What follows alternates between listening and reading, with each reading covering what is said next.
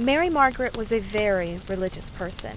She did not believe in ghosts, at least so she claimed, but she did believe in the existence of spirits, which to her was quite a different thing. This story is about one of these spirits. In a small Pennsylvania town of Coburn, where she lived by herself in a small house, Mary Margaret's nearest neighbors were the Garrisons, people who were considered odd by the rest of the town. For although they were owners of a rich coal mine, they lived in comparative poverty. Everyone said it was because old Lanham Garrison, the father, was a miser. Mary Margaret wasn't one to gossip, and she probably wasn't exaggerating when she said the family quarreled a lot over money. She got all of her information firsthand. After old Lanham lost his eyesight in an accident at the mine, he'd come to visit quite often, just to get out of his house. His family resented his miserliness and constantly hounded him about money. Mary Margaret could tell he was coming by the sound of his footsteps and the tapping of his cane on the walk. She didn't mind his intrusion on her privacy, as he was usually complacent enough, as though seeking refuge from the rest of the world. In the evenings they would sit together on the big porch and enjoy the twilight. Mary Margaret usually had her knitting with her, and old Lanham had his dingy old pipe.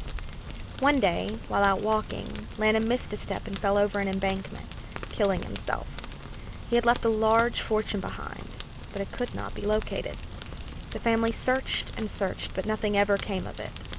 About a year later, Mary Margaret was sitting on the porch with her knitting, enjoying the cool evening breeze, when she heard the familiar footsteps and the tapping of a cane on the walk. She looked up expectantly, but saw no one. The sound grew closer and then stopped in front of her.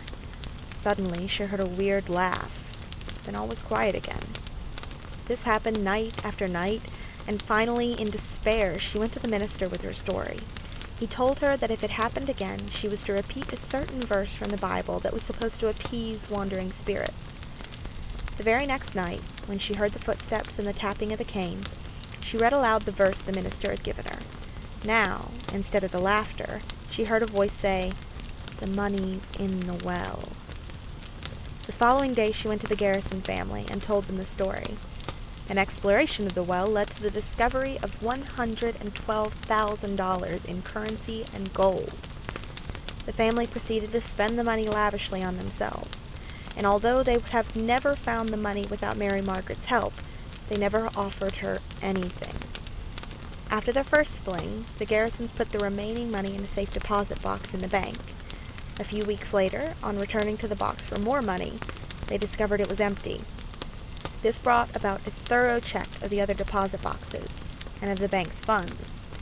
It was finally determined that nothing else was missing, and that apparently the box had never been opened. The family never recovered from the blow and lived out their lives in poverty.